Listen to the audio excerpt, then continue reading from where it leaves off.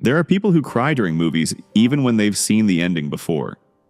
They tear up during conversations that aren't meant to be sad, and sometimes they don't even know why the emotion hits them so suddenly. It might happen when someone thanks them sincerely, or when a stranger shows unexpected kindness, or during a quiet moment that doesn't look emotional at all, but somehow feels heavy. It can even happen in ordinary situations, a simple comment that carries more meaning than expected, a memory that surfaces without warning, a tone in someone's voice that feels slightly different. From the outside, these reactions are easy to misread. People assume it means you're fragile, or overly emotional, or that you take things too personally. So many people who cry easily learn to apologize for it. They explain it away. They try to hide it. Not because they don't understand themselves, but because they've been taught that this kind of response isn't acceptable. But psychology sees this very differently. People who cry easily are not weak. They are emotionally responsive. Emotional responsiveness means your nervous system reacts quickly and deeply to emotional information. You don't just notice emotions. You register them fully. Your brain is constantly scanning tone, facial expression, meaning, and context. It picks up subtle emotional signals that others barely register. Not because you're looking for them, but because your system is wired to notice. You might notice when someone pauses slightly before answering, when their energy feels different, when something feels off even if nothing has been said. That level of processing can trigger tears even when nothing dramatic is happening. Which is why people who cry easily are often confused by their own reactions. They think, why am I crying over something so small? But what feels small on the surface often carries deeper meaning underneath. Crying in this case is not a loss of control. It's a form of regulation. For emotionally sensitive people, tears are one of the body's natural ways of releasing emotional intensity. Instead of pushing feelings down or storing them away, the emotion moves through the system. Some people release stress through anger, some through distraction, some through shutting down. People who cry easily release stress through tears. And because of that, their system often resets faster after emotional moments, even if the experience itself feels intense. This is why holding emotions back can feel physically uncomfortable. It's not a lack of discipline. It's that your emotional system is already operating close to the surface. Another major reason people cry easily is empathy.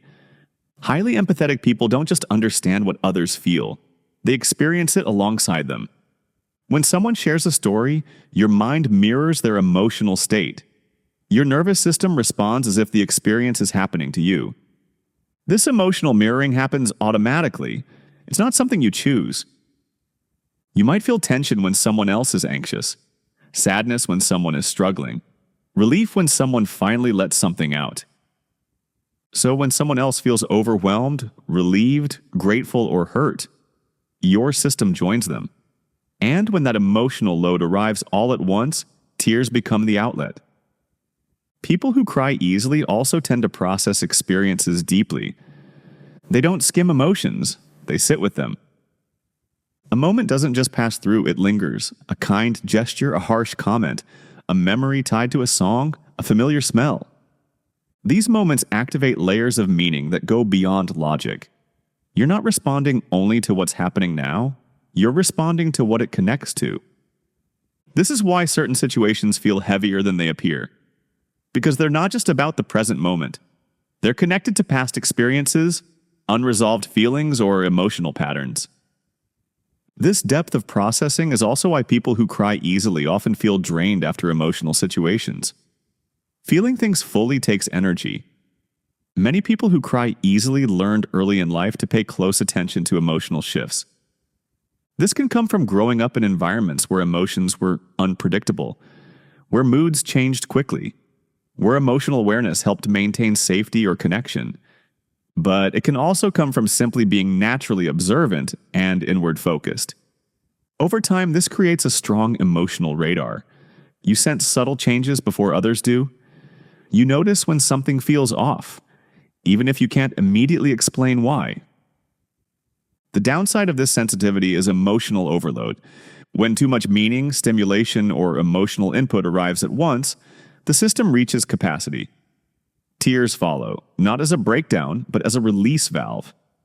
And often the tears arrive after holding things together for too long. Not at the beginning of the emotion, but at the point where the system can no longer contain it.